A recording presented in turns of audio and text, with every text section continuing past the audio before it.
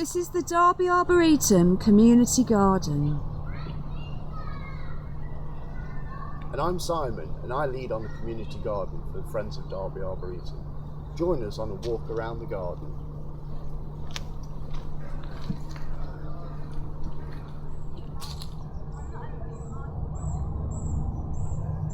For many years, this area was a bowling green.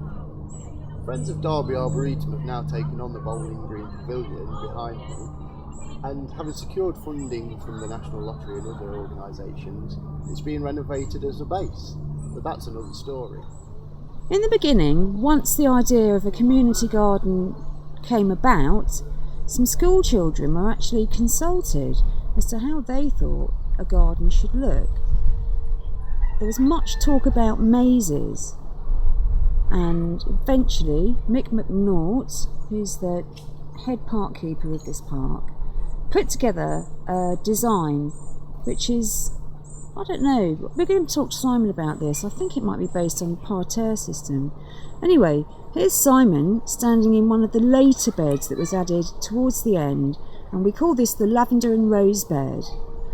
This is the lavender and rose bed, as Rowan just said. We installed this probably about 2 to 3 years ago now. We put a range of different roses across the back, including shrub, hybrid tea and low growing ones at either end. And then we put a blend of lovely beautiful lavender in, which is great for wildlife.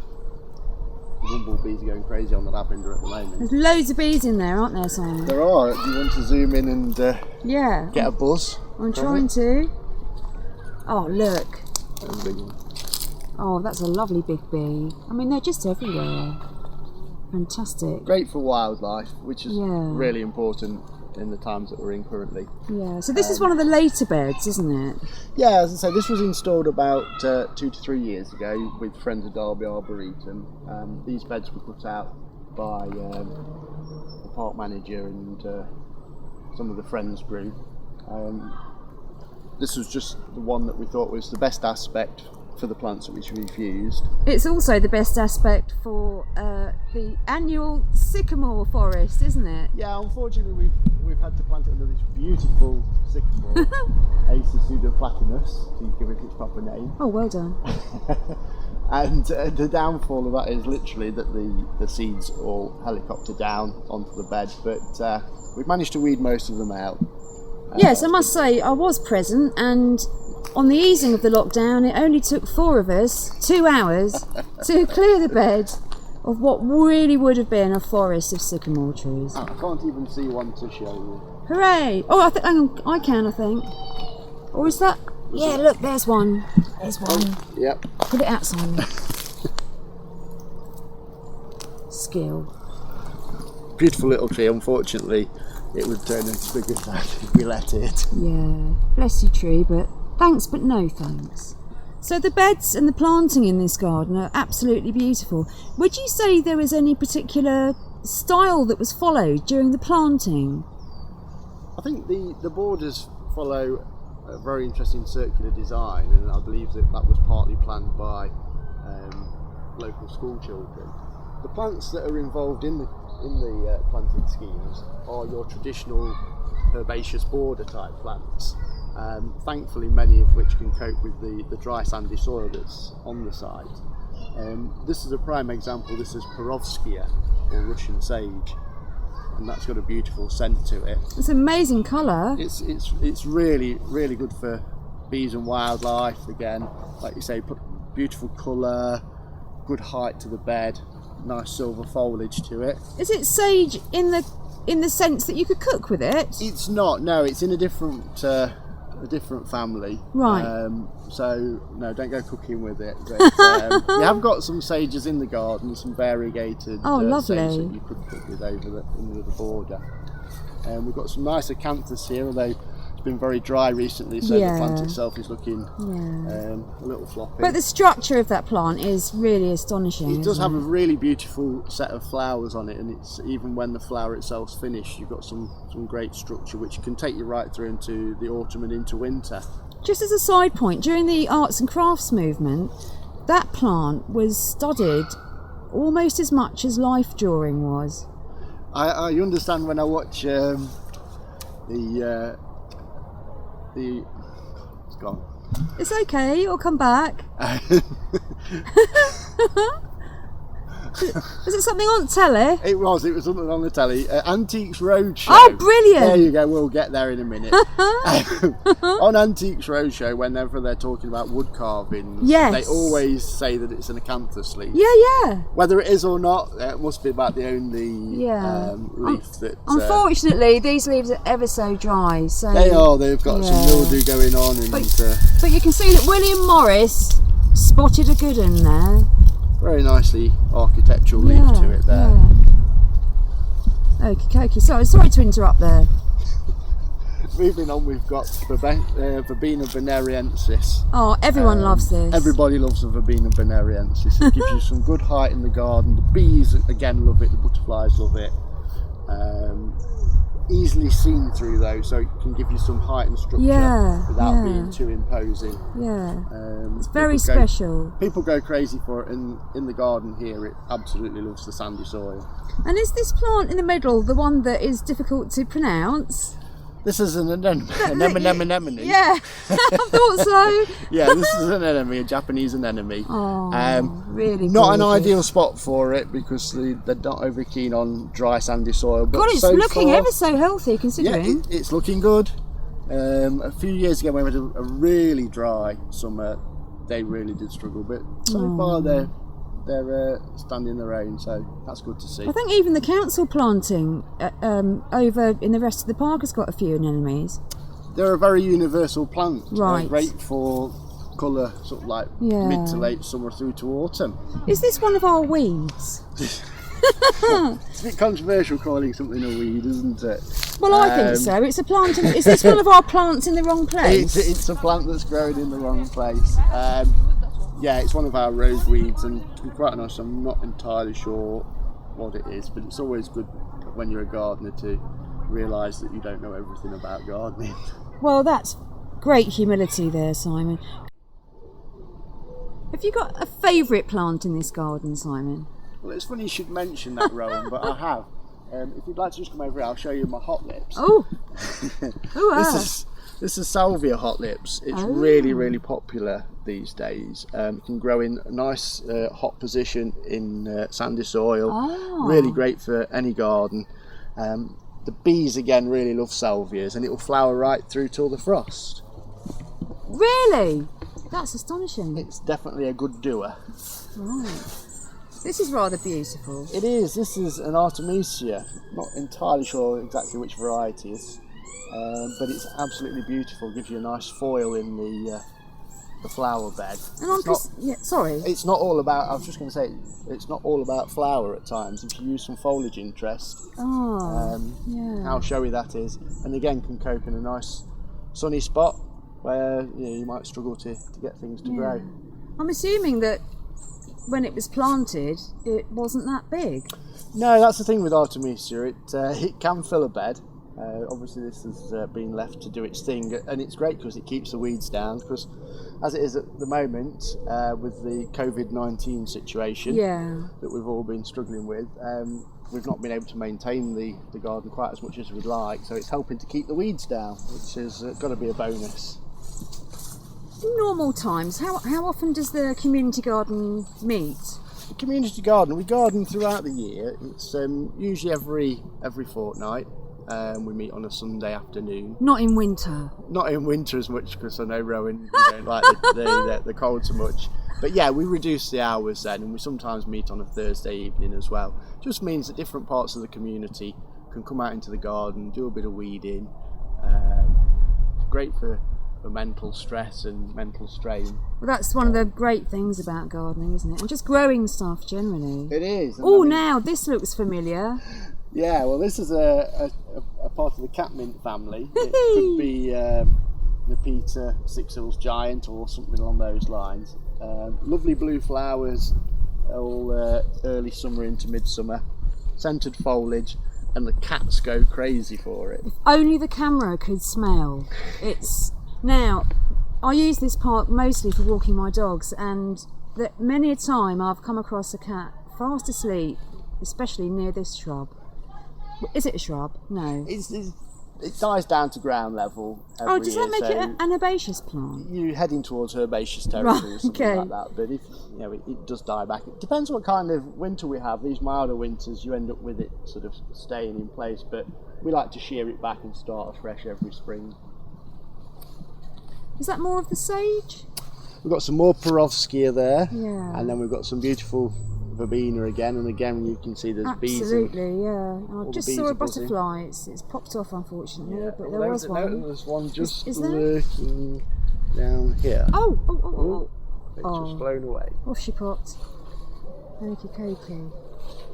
So, plenty of beds, plenty of plants, really beautiful. But there's another element to the garden, isn't there? Yeah, we've got a fruit section to the garden. This section was added a few years ago again by Friends of Derby Arboretum and some other community groups. So it has really evolved over the years. It has, most definitely. While I've been involved with the garden, I've seen some really big changes. We've added this soft fruit bed, which includes gooseberries, strawberries, black currants, white currants and red currants. In fact, there's still a few white currants just lurking. Let's have a look. On the plant there. Oh, There's a good clump there as well. Oh yes, yeah, got it. Yeah. So I don't know anything about soft fruit. All this stuff looks the same to me. Are they different? We've got a mixture here. Black currants are mainly towards the back. Okay. At either end. And then towards the front we've got white currants and red currants. Where are the gooseberries? The gooseberries we've got just towards that. Oh. Nice prickly. Here we go. Ow. Oh nice prickly spiky this gooseberry is a bushes. gooseberry bush. All the gooseberries have gone now. People have picked them and why? The squirrels, Why did they do that? They're horrible. the squirrels have eaten them as well. Oh, the that's wildlife's nice. had a go. That's So it's there for everybody. Yeah, okay. And after the fruit bushes, we've got some espalier fruit trees. Yeah, we've got espalier apples. There's 4 espalier apples here. What are they eating apples? They are eating apples. Unfortunately, I think again the squirrels have already eaten them. Been and had them prior to them ripening. Oh. But as they develop, they'll get more fruit on in time. Well, they must have been hungry. Yeah. Now this is an old method of training fruit. Is it? So yeah, it's been around a fair old while now. We thought we'd bring it back into the Arboretum because it might have been something that was used in the Arboretum in the past. Yeah. And now's the time for doing some summer pruning to the apples. I've just happened to have a pair of secateurs with me. Fantastic. So we're just going to prune. It looks a bit drastic, but we're looking to produce some fruiting spurs for next year's growth. We've left that one there because it's made a blossom bud. We're leaving the end because that's going to be tied down to carry on our arms. And then we're just going to keep, if I can reach round, pruning without cutting my fingers off. Oh, I'm always thinking that one of these days I'm going to cut a finger off. We don't want that on a video, do we? That would make rather a mess. So we'll be doing this over the coming weeks just to aid fruit production, and normally it would expose the fruit so it ripens better. Heading along the row of apples, in the centre we've planted an apricot. No! Yes, an apricot no less.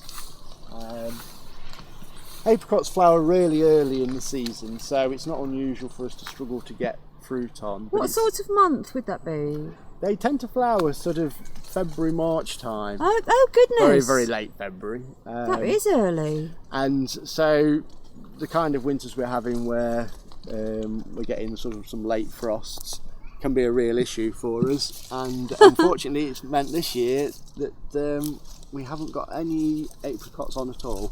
But it was beautiful in its blossom in its own right. Yeah. And we'll be doing some pruning to this to encourage the chance of future. Looks like it's got a lot of nice fresh growth on. It is. It's looking very healthy. It's one of the happiest looking apricot trees I've seen, to be quite honest. Got plenty of young growths that have got some blossom spurs on. So hopefully in the future we'll be developing a nice crop.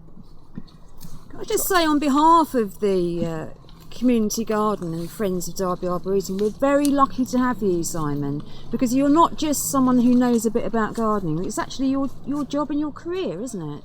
It is, Rowan, yes. I work in commercial horticulture, and so I think it's important to give a little back where you can. Oh. And having the knowledge to educate and help people who come to the community garden, I think is a good way of giving back to the community. I've certainly learnt a lot since I started joining in. Thank you very much.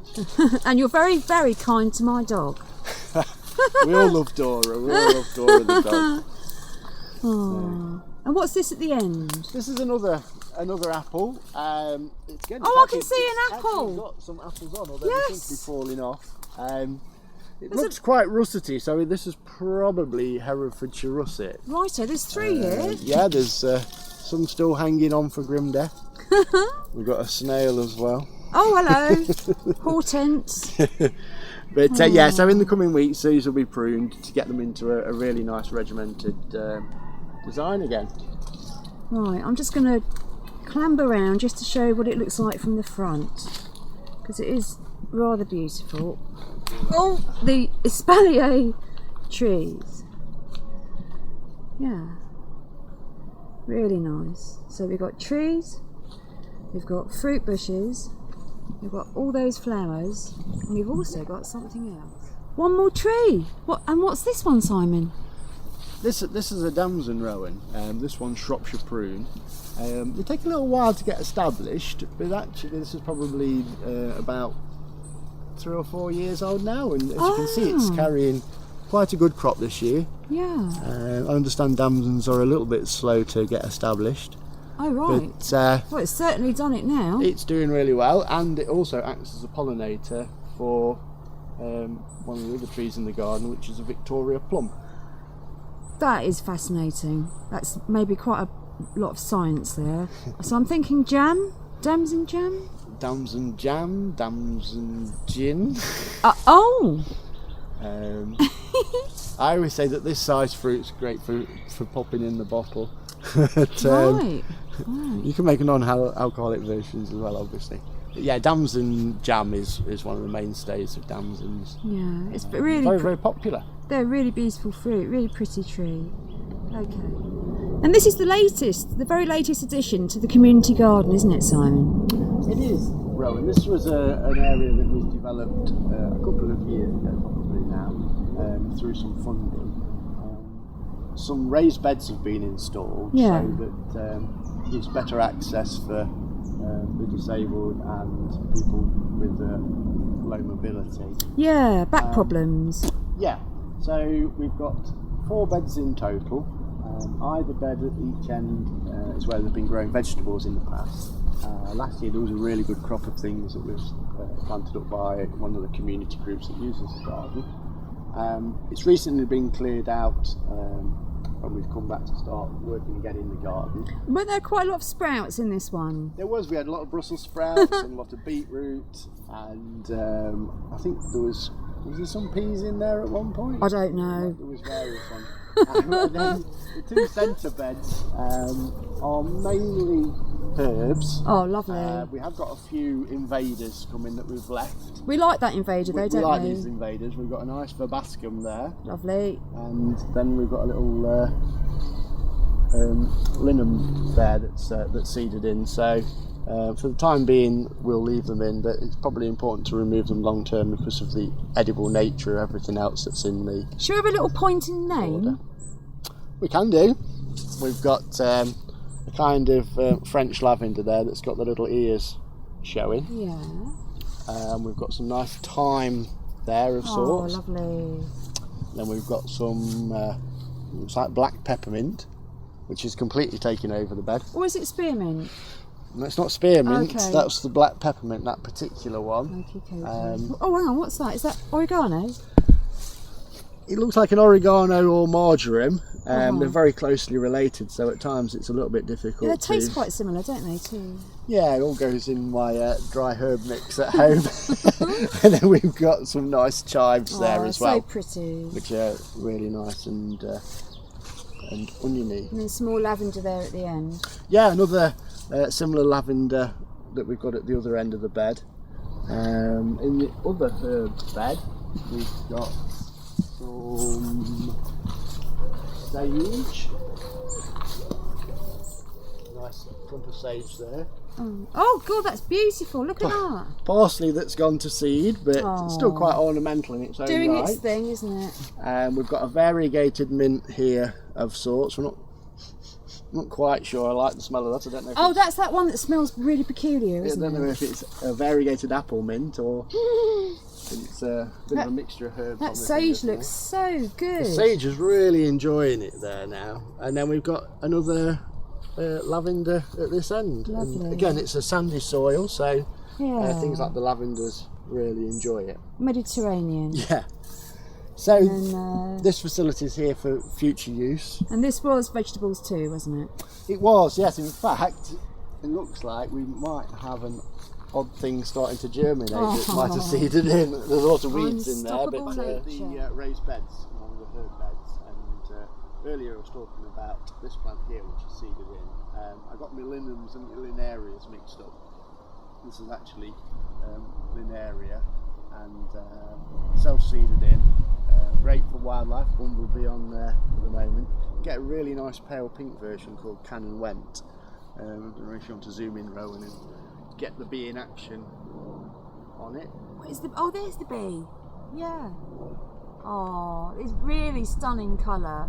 I think it's really important to leave these sorts of things when they seed into Yeah. herb beds because it's every little helps with wildlife. Yeah. And it doesn't look out of place, does it?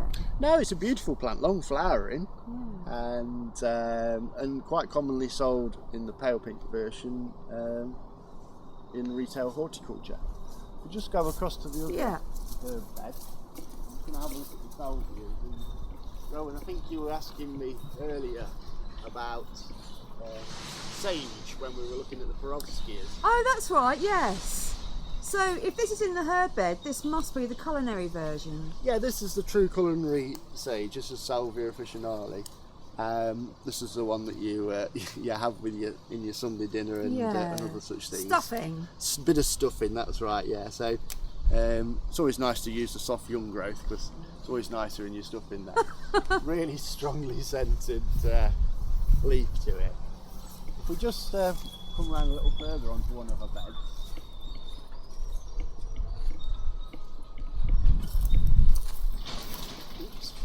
We've got this nice variegated version of the same plant. Used more for its ornamental value, but again, at the end of the day, it's the same plant, so you could still use it in your stuffing if you'd like to. Yeah, they must be quite tolerant of dry conditions. There are many herbs like a nice free draining soil, and we've certainly got that in the community garden here. Now, earlier you asked me about perovskia. I think that was a similar sage. While we've been filming, I've done a little bit more research on it, and I think that's the important thing about gardening is it's a constant learning process. Brilliant. And it turns out that perovskia has now been moved slightly, and it's in the same family as the salvia we've just looked at, the Lamiaceae family. But this has now become, I understand, Salvia Yangii. Oh. I think I prefer perovskia myself. It makes it sound a little bit more exotic. But do we call it Russian sage? yeah, we call it Russian sage. But having done a little research, it would appear that it's mainly grown in the areas around Afghanistan. Oh. And right, yeah. my understanding is they actually even eat the flowers in salads. Not quite sure I'd like it in a salad, but Well, the Italians eat the flowers that grow on the end of courgettes, don't they? they do. It's quite common to eat different flowers, violas and nasturtium flowers. Nasturtiums, yeah. But one of the other really unusual uses for this that I've just found out about is the fact that you can even use it as a dye. Oh, that's fascinating. That could be really useful for our friends on the park at Spiral Arts, and might be something that they can explore in the future with us. Yeah. Well, it's certainly a really stunning plant.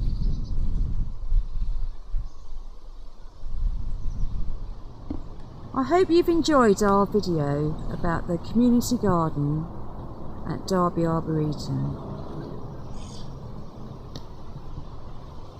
Come along and join us. Come and do some weeding, come and do some edging. Find out more on our Facebook group, Friends of Derby Arboretum.